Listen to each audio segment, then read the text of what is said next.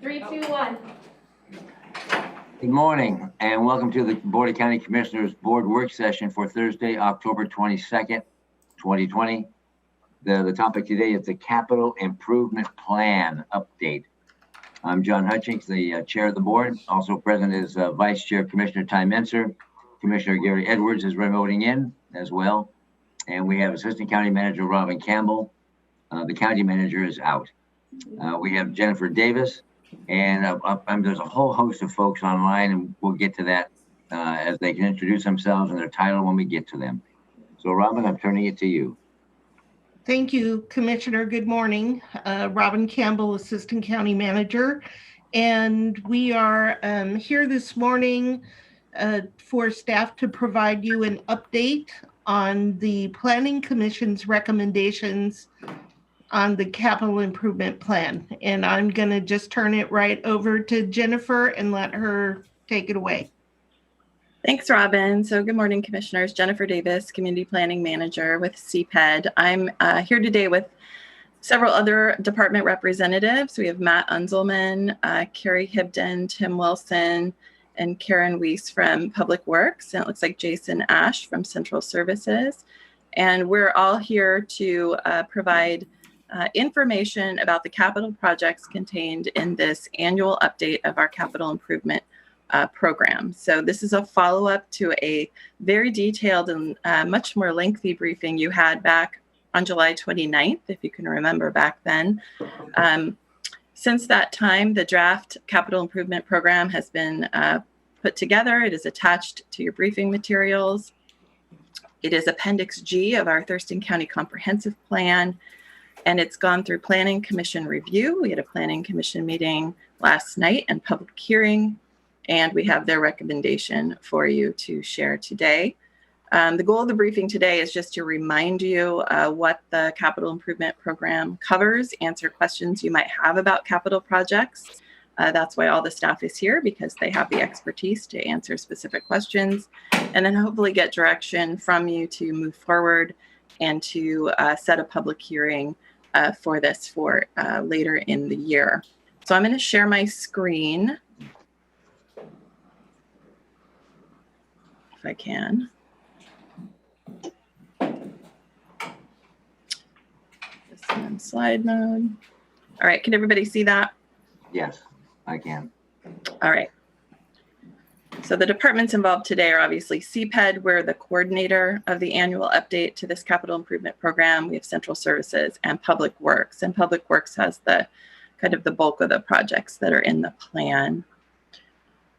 So just as a reminder, the CIP is a required element of our overall capital facilities planning in the county. The goal of capital facilities planning is to align our future investments of public dollars into the infrastructure that we need as our community grows. So the capital facilities planning elements are always aligned with our population forecasts and what we expect to need in terms of levels of service to serve our community and maintain their high quality of life. So the CIP is a piece of that. It's a 6-year financing plan. It is not a budget. It's coordinated with the budget, however. But it shows and basically communicates to the public the funding sources and the expected costs of capital projects over the coming 6-year period. And this is a rolling 6-year period. So we actually go in and update the CIP every year, following the same timeline and coordinating with the budget so that the revenues and expenditures are aligned. Yes. Oh, good. Thank you, Jennifer. Sorry to interrupt, but I would like to say, since we're trifurcated, not bifurcated, but Ty and I are in different offices and Gary's on the phone, it'll be difficult to negotiate questions. So let's wait till the very end for questions. Just write them down as we get along, and then there'll be plenty of time at the end for questions. Will there, Jennifer?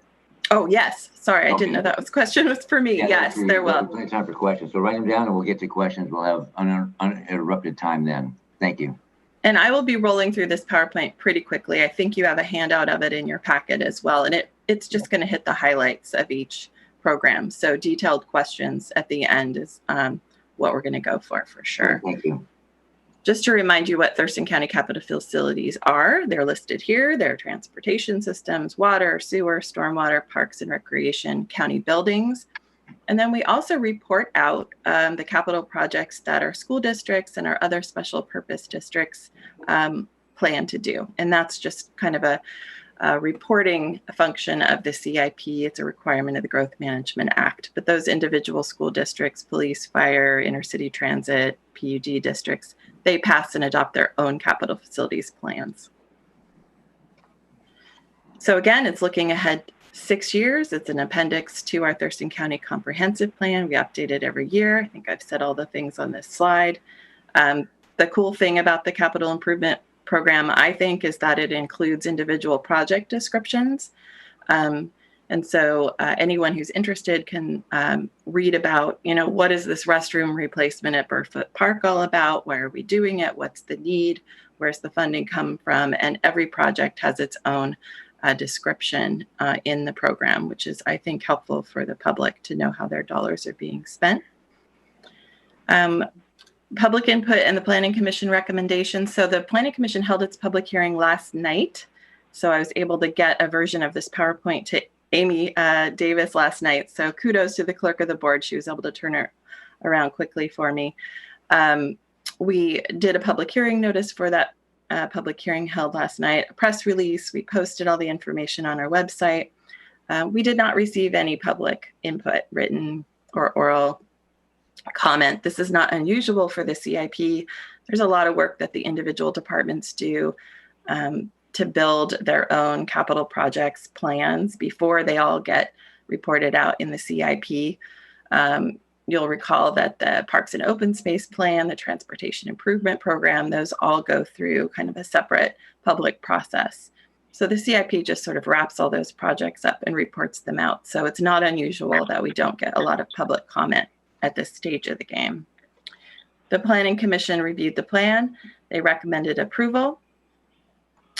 And that plan that they recommended is attached to your briefing materials with one caveat. We had some late breaking updates from a couple of school districts in intercity transit, and those numbers in the final table in what is in your packet were adjusted. So those will be reflected as we move forward to the next public hearing.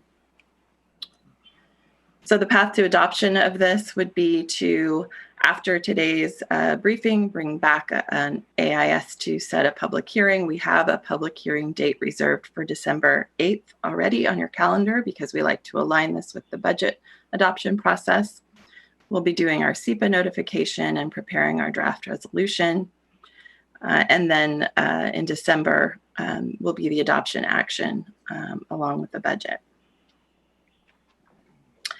So I'm going to give a quick overview of each program's kind of projects and numbers, and then take notes along the way if you have particular questions, because representatives are here for each department.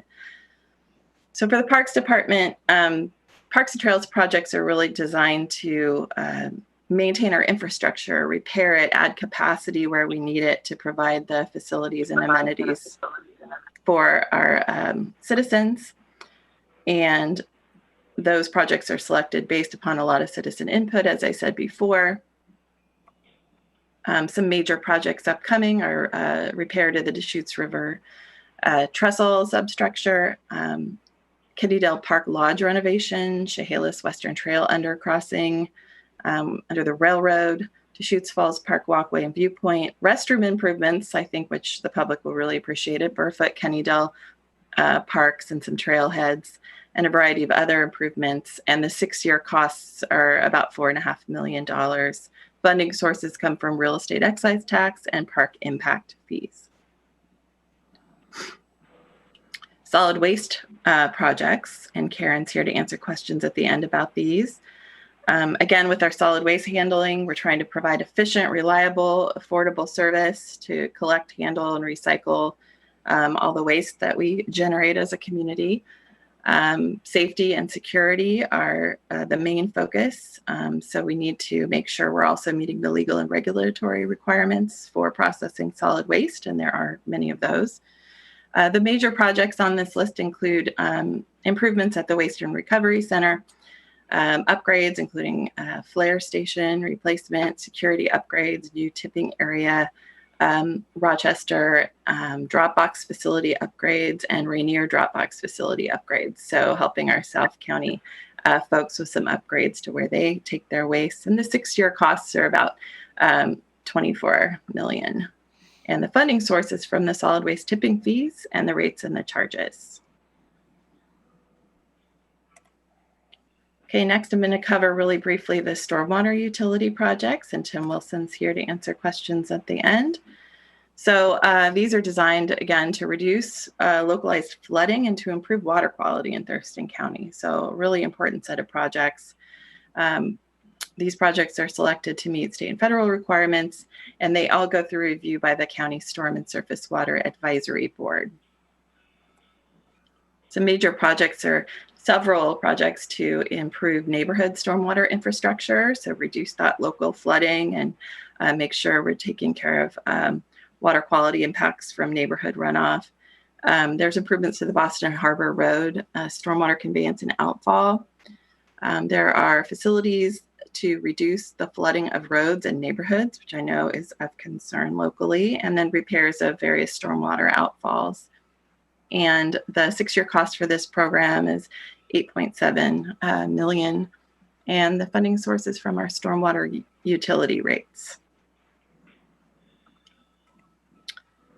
Okay, transportation projects, you're probably very familiar with these. You went through a review of the Transportation Improvement Program, which the CIP actually references. And I know Matt Unzelman is here if you have questions about any of these projects. But again, with our transportation projects, we're trying to design roads and crossings that provide safe, reliable transportation infrastructure, meet our needed capacity, maintain our roadways, meet our state and federal requirements. Some upcoming major projects, which you're probably already familiar with, are a lot of pedestrian safety improvements, intersection improvements and roundabouts, road capacity improvements. This is also where the fish barrier removals and fish passage projects live, which are obviously very important.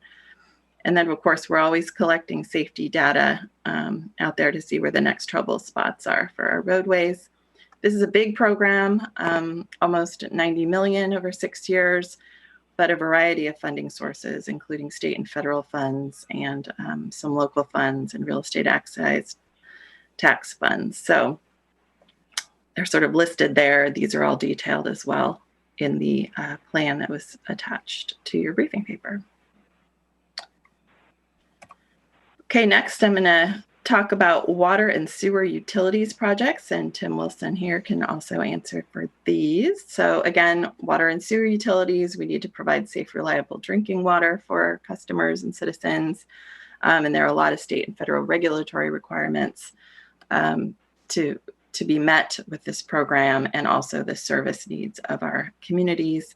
There are some upcoming major projects, including Grand Mound system upgrades, water treatment, wastewater handling capacity in Grand Mound, which is important to the ongoing development of that area. Boston Harbor wastewater plant upgrades, Tamishan plant water treatment upgrades, and of course the overall asset management program. So this 6-year cost is $11.6 million. The funding sources are water and sewer utility rates, the real estate excise tax, and a variety of grants and loans. And then we have our county facilities, our own buildings and facilities, and Jason's here to answer questions about that. I know Robin has a host of information about that as well. But again, we're trying to maintain our facilities, make sure they're safe and sustainable and operating efficiently. Those are the keys. And so projects are selected for those reasons, and the upcoming ones include ongoing courthouse infrastructure upgrades to maintain safety and security. There's a variety of other county building repairs and safety improvements. There are a couple of expansions to our jail and correctional facilities that are listed here on the slide and in detail in your attachments. The total cost is $107 million for 6 years, and the sources of funding are future bonds. real estate excise tax, central service building reserve, trial court improvement fund, grants and road fund. So again, a pretty big program with a lot of different funding sources. And then last but certainly not least, the capital improvement program, as I said, reports out the information that we gather from other special purpose districts. Schools, fire districts, intercity transit, PUD, these adopt their own CFPs, and we every year ask them for their information, and they provide them to us as they update it. Not all jurisdictions provide updates year to year, so the capital improvement program has some older information, some brand new information, and it's reported out in Chapter 8. We had some late-breaking updates from Tumwater School District, Griffin School District, and Intercity Transit, who recently updated their capital facilities information. And again, those will be reflected in the public hearing draft that moves forward. And these districts get their funding a lot from impact fees, also mitigation fees for school districts, bond levies, state and federal funding, and other grant sources. So now is the time for questions. I'm going to stop sharing my screen so that you can see everyone. Thank you, Jennifer. Very good and comprehensive. But the recommendation of staff is to go ahead and set this for a public hearing. Yes, absolutely. We're ready to go and move this on to the next phase of the project, which would be a board public hearing. Okay. I only have 2 questions, but I'm going to start with, because I'm sure they're going to be asked. I'll start with Commissioner Edwards. Gary, got any questions? Well, actually, I think Jennifer did a good overview of this, and I really don't have any questions. If you put her presentation with our handout, I think we got it. Yeah, she nailed it. Yep. So thank you, Jennifer. Ty, do you have anything?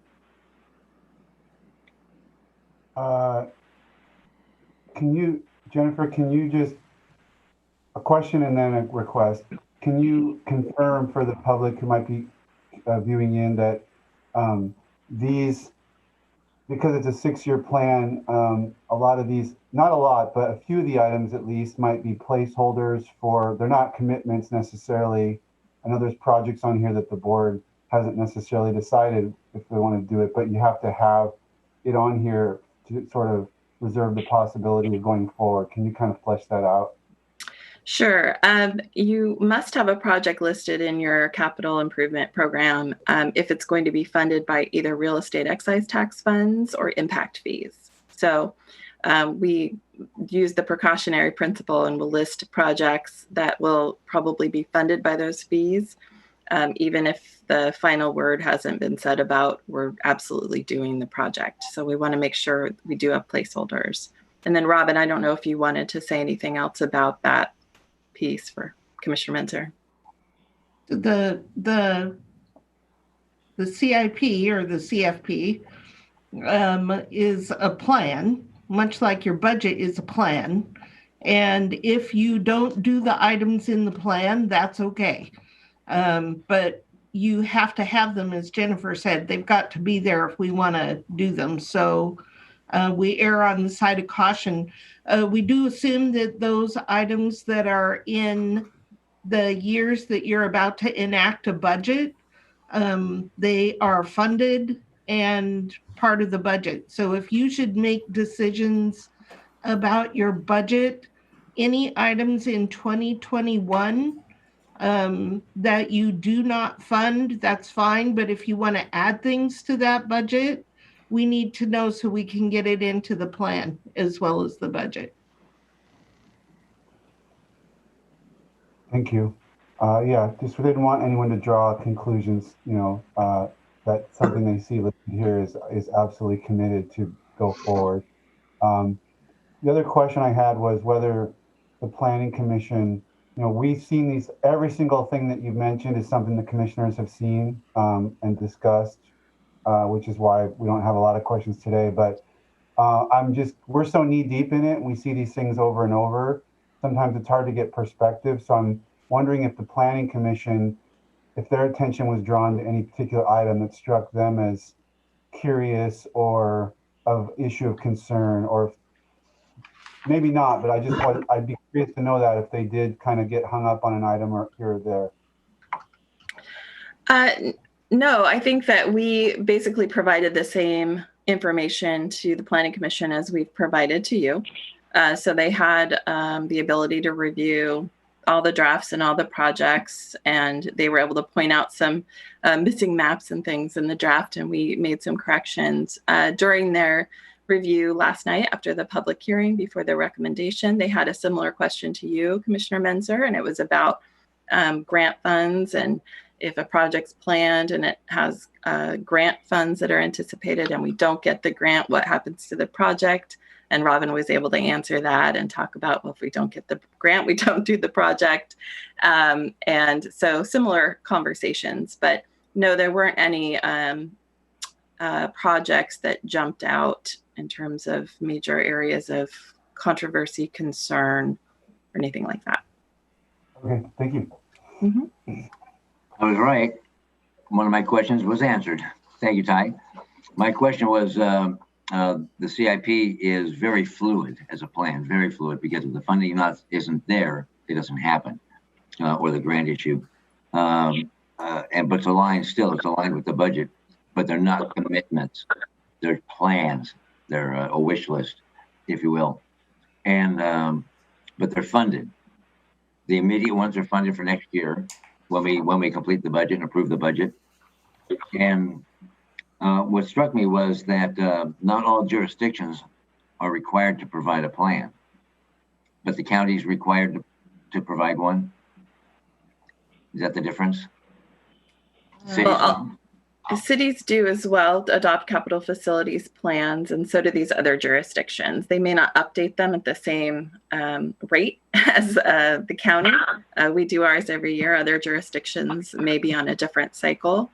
And all our obligation to those other jurisdictions is to reach out to them and collect the information if they have new information to just report it out in our capital improvement program. That's just a requirement of the Growth Management Act. We need to make sure we're having awareness of what the public facilities in our district are doing. And that's important because as school districts update their capital facilities plan, it impacts what impact fees they may be charging. And so we need to stay coordinated with them. So we need to work with the cities, but when I saw at the end of the presentation that not all jurisdictions provide a year to year, they still provide one, but it's not year to year. Is that it? That's correct. Not all jurisdictions, not all special purpose districts, I should say, update their capital facilities plans year to year. That's it then. Thank you. And the Planning Commission met last night, I'm told, and their recommendation is to set a public hearing as well. That's correct. Okay. Let me loop back around. Commissioner Edwards, any final questions or thoughts? No, sir. I'm ready to set that for the public hearing. Okay. Since I can't see your thumbs up, I'll take that as a thumbs up. Ty? Okay, you got 3 thumbs up then. It's set for public hearing for December 8th. Okay, great. We'll bring back the AIS to do the formal setting of the hearing action at your Tuesday meeting. Great briefing, and all your staff, I mean, all the staff that are zoomed in here or on the phone, thank you so much for joining us. You did an excellent job. We appreciate it. Thank you. Thank you. All right, this ends this meeting, and we'll be back later on at 10:15 for Commissioner's check-in. Okay, we're adjourned. Thank you. All right, thank you. You're welcome.